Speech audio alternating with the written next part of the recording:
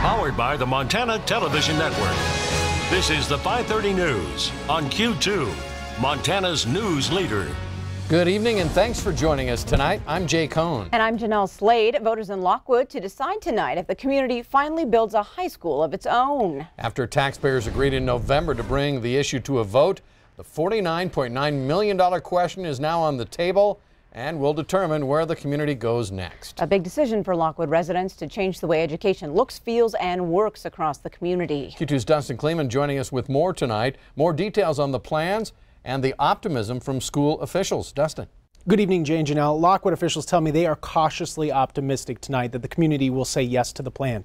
That project, which could be completed as soon as 2021, includes building a 700-student school along with an auditorium that could hold 700 students and a 3,000-person gym. I'm told the designs would make this high school viable in 25 to 50 years and something the community will be proud of. Right now, Lockwood K-8 students attend School District 2 high schools here in Billings. Now, let's look at the cost. To a homeowner, that would run about $1,620 per month per $100,000 of assessed market value. But that amount will likely decrease over the term of the bond as the district's tax base continues to grow. There are several other issues we'll be monitoring and up for decision tonight around the area. We'll have all those results at 8 p.m. at KTVQ.com. and on air right here tonight at 10. Jay and Jeanelle. All right, thanks, Dustin. As western Montana copes with major flooding, today Governor Steve Bullock toured some of the areas hit hardest in the Helena Valley. Take a look. Lewis and Clark County officials were able to brief Governor Bullock and Lieutenant Governor Mike Cooney on how they're dealing with the flood water. And they got to see a place in the county where the county is using 2 large pumps to divert floodwaters down a ditch system towards Lake Helena. Bullock says he's impressed with the efforts of volunteers, but wants the state to stay in close contact with the county so it can provide any additional help that's needed. It's certainly good that our community members are helping out one another at a time of need, but we also got to recognize that this could still go on for a while more, so we got to be vigilant.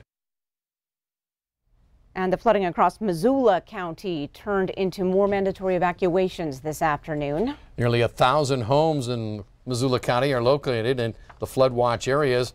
Already this spring, the Clark Fork River there is at its highest flood stage in some 40 years. Experts say it's only going to get worse as the Clark Fork, Bitterroot, and Blackfoot rivers continue to rise. Michael Flynn, President Trump's former national security advisor, says he'd like to see more veterans get involved in the political process in the country. Flynn, who cited a family emergency to canceling Sunday's rally in Billings for GOP Senate hopeful Troy Downing, was a guest this morning on Montana Talks, a radio program. Flynn is a retired Three-Star Army general. They basically bring a fiber and a strength to our country that is missing and has been missing for some time. And the more veterans we can have in our that can operate in the sort of the political body of our country, I think the stronger our country will continue to be. During that interview today, Flynn declined to discuss his current legal case in which he pleaded guilty for lying to the FBI about his contacts with a Russian ambassador during the Trump presidential transition. Instead, though, Flynn took the opportunity to criticize Montana Democratic Senator Jon Tester for his role in derailing the nomination of Admiral Ronnie Jackson as Secretary of the Veterans Administration. Flynn did acknowledge that he's never met Tester, but said by going public with rumors about Admiral Jackson's on-the-job behavior, it's indicative of the type of person Senator Tester is. The 2 Republican members of Montana's congressional delegation say they support President Trump's move to withdraw the U.S. from the Iran nuclear deal. Now, U.S. Senator Steve Daines and U.S. Representative Greg Gianforte both issued statements today in support of the president. Daines calls the deal disastrous and says it opened the door for Iran to pursue its nuclear ambitions and continue as a destabilizing force in the Middle East. Gianforte says America gave up far too much in the agreement, which he says should have never been made. He says Iran is a longtime sponsor of terrorism that has called for the destruction of Israel.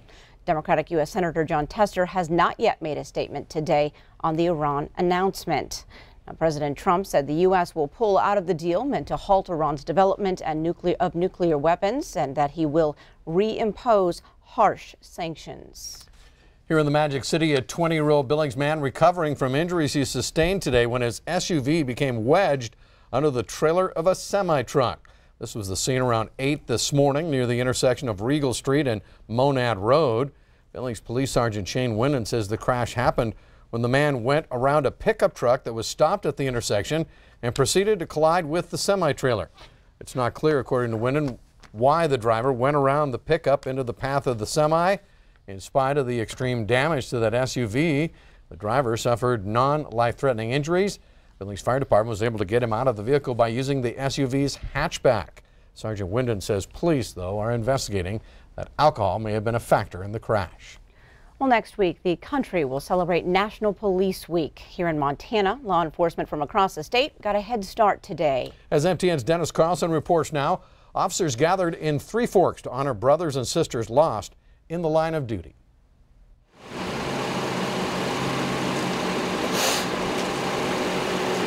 Deputy Sheriff Mason Palmer Bethany Moore wore the badge number 438 and was killed in line of duty May 16, 2013. During a brief ceremony at the Wheat, Montana parking lot, Broadwater County Sheriff Wynn Meehan presented Mason Moore's widow Jody and her children the Broadwater Sheriff's Medal of Valor and Purple Heart.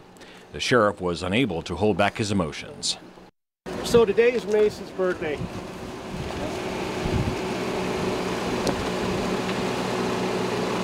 And we wish you well.